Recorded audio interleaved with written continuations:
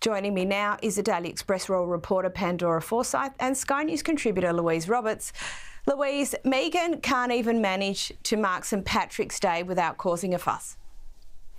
No, well, you're absolutely right, Caro, and it's interesting because I really see St Patrick's Day as Kate's domain. The fact that Meghan sort of chose to post content on that day I thought was a very interesting strategy as well. She's obviously still trying to compete with her sister-in-law to an extent. But yes, it was all about the batter, and a simple breakfast of waffles became a Wafflegate situation where she was accused of putting the sham into shamrock, and all sorts of fuss was caused on the internet because the way Meghan filmed her Instagram post, she was, as you can see, whisking the green waffle batter, pouring it into the maker and then serving up what was the kids' breakfast. Now, the difference, of course, is that the grids on those waffles is different to the grids that you get when you make with that sort of more elaborate, very expensive, high-end waffle maker. So immediately this sort of waffle sleuths on the internet said, well, hang on a second, she's suggesting by this Instagram post that she made all the breakfast from scratch when obviously the kids are being served up something which is frozen and store-bought. Now, plenty of mums in the world have done that, you know, all over the world when you're time poor, whatever, but I think it's more the suggestion that Meghan was sort of trying to make it look like she'd made everything from scratch, which really upset people. And boy, did they get upset. She was called a scammer and she was called a liar, and it was really over the top, I thought, in a way. But this is what happens when she edits parts of her life and tries to make out it's a different story than what it is. You've got to be very, very good because you will get caught out. But I agree, I think it was a bit over the top as well. Pandora, far cry from last year for the Irish Guards. How important is it that Princess Catherine was able to join the parade this year? So incredibly important, and she was so in her element. I mean, she's been wanting to get back to work and really do the things that she loves doing, which is meeting people. And we know that link, and we've spoken about it a few times before, between the royal family and the military. And of course her husband, the Prince of Wales, has very much been an active part of the military, not so much the Irish Guards, but of course the military in itself. And they all come under the same family, don't they? And she loves meeting all the families that are connected to the military, and especially the children. So this was a great day for her. Of course, she couldn't make last year because of her health diagnosis, and the year before was actually when she got given this role from the former Prince of Wales. So this year was her first solo year whilst doing this role, and as I said before, she was really in her element. Of course, we've got the tradition of handing over the sprigs of shamrock, and she was awarding various different awards while she was there to the military personnel for long service and other special awards alongside, which was a really great moment for her. And of course, as you noted, Caroline, what was really special, which was picked up by the media, which I really sort of think she didn't actually want it to be picked up by the media, but that she was putting money behind the bar for the families, and she did say that was the least that she could do. And plenty of people would say, well, of course she can afford it, but she didn't have to do it. That's not something she had to do. That was a really nice gesture from her, I think. It was a lovely gesture. Now, we've spoken plenty on this show about the reaction to Meghan's Netflix series. Now, Ted Sarandos, he's one of the co-executives at Netflix, he's just defended Harry and Meghan, saying that Meghan has been underestimated and that the Sussexes were overly dismissed. Louise, what's the story here, and is he covering up the issue? Well, it's interesting that Netflix are now willing at their top brass to defend Meghan and obviously keep the story in the headlines as well, which is exactly what this interview that he's done with Variety magazine, the sort of showbiz Bible. They sort of write very serious interviews and sort of get into the more kind of Hollywood issues, I guess, without the tittle-tattle.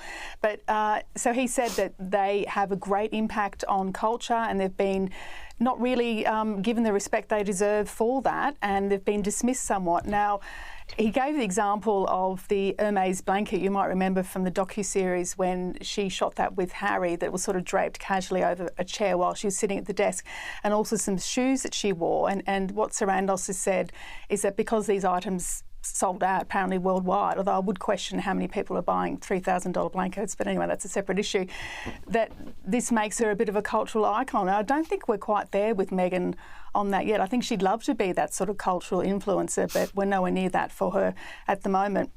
I think more the narrative with her, people are interested in the victim narrative, whether she's just trying to make her way in the world and, you know, she should be cut some slack because she's a very creative person and the show isn't as bad as we all seem to think it is. Or, of course, there's the villain narrative, which is people accusing her of being a grifter and fake and everything else. I feel that's what people are fascinated about with her, rather than sort of any bona fide lifestyle advice along the lines of, say, Martha Stewart, for example. Now, Netflix, they can defend the show all they like, but this appraisal by Irish Catholic priest Father Brendan Kilcoyne, I thought it cut straight through the bone. I recommend that you watch some of this. You could do it for Lent. Okay, offered up. You could do it for Lent. I'd be surprised if you don't start enjoying it in spite of yourself. Okay, because as I said, it's cat. It's cat in the Irish sense, meaning there's bloody awful. All right? But it's so cat. It's catissimo. It's so cat, it's actually quite good. Okay? It's actually quite good. It's enjoyable. So get yourself, if you're not off them for Lent, a packet of wine gums or some popcorn, you know, right? You sit back and you just drink in the mediocrity and savour the narrow escape that one of the most distinguished royal lions in the world has just had. Pandora, how good was this? It was scathing. I mean, it was scathing towards Meghan and the Netflix series. He didn't hold back. With lots of Meghan commentary, you do see people trying to hold back. And it's very easy, I think, as well. We can all sit here and quite easily slate Meghan sometimes when she doesn't deserve it. I would say, from my perspective, I thought it was a bit mean. I don't know why he's so triggered by Meghan and this series. And some of the comments he makes, I don't think the King would appreciate either, actually. The King wants to stay silent on this, and I'm not sure he would like his relationship with Meghan sort of being under a spotlight at all. And aren't Catholics supposed to be all forgiving? I would say, though, that he didn't hold back, and I think more credit to him for being honest and probably saying what lots of people are thinking. Do I think it was a little bit mean? Yes, I do. I'm afraid, Caroline, we don't agree on this one. It just made me feel a little bit uncomfortable. But maybe it's just the Brit in me. Maybe I'm just thinking it's far too polite. Well, Catholics tend to be forgiving, but they usually like a little repentance first. Now, Louise, Meghan has been compared to Gwyneth Paltrow many times. Gwenny's unfazed by the comparison, and frankly, I think her aesthetic, I should say, is really quite different. How interesting is this recent reporting? Well, Gwenny's got a new movie out, her first movie in 15 years. So she's done a beautiful shoot and interview with Vanity Fair and addressed the comparisons that have been made between Meghan and herself. And as you say, she's completely unfazed by them and actually makes a point of saying that, you know, she was raised to bring women up and not tear them down. Obviously, her mother is Blythe Danner, who's also a famous Hollywood actress. And, you know, Gwenny's all for more people in this space. I think she feels quite confident as CEO of Goop, which of course began as a newsletter, you know, in 2008, that she's got her heritage, she has a footprint, and Meghan's really not going to chip away at that at all. So, you know, I think in a way they're Montecito neighbours, but I don't think they're really good mates. And I think Meghan has to work on that, because obviously having Gwenny in her corner would be very good for her. And it's interesting that this Meghan-Gwyneth comparison, it even made it to the US talk show The View. Some people like her, some people hate her, some people don't care. But I mean, it's over and over and over again. It's amazing. She got her show again. She got renewed. Something about her that triggers people. I don't know what it is. Maybe because she's a duchess. She married a prince. And she married a prince. We all wanted to marry a prince. Yeah. So everyone's jealous of her. Is that it? Pandora, it's interesting because Joy Behar also can be quite triggering herself. But that aside, the perceptions in pop culture around Meghan do vary, although everyone seems to acknowledge that she's polarising. Is that right? Yeah, very much so. That is completely correct. Bang on the head, Caroline. issue is with Meghan, whether you like her or dislike her or approve of what she's doing, don't approve of what she's doing, she's in constant conversation. And also because her link with the royals, she hits every single different type of media, from traditional media through to gossip, tabloid media as well. So she's constantly coming up in conversation. And I think that does trigger people because everyone's got their own opinion on Meghan. One thing that was interesting from the talk show is they did say this is all stemming from jealousy. I'm not sure how much of that I believe. I'm not sure people would actually be that jealous of Meghan's life at the moment. We can all see that she's been trying to do loads of different things. She's obviously having a PR crisis. She doesn't know from which year to the next about what exactly route that she's going. She's had continuous change of staff.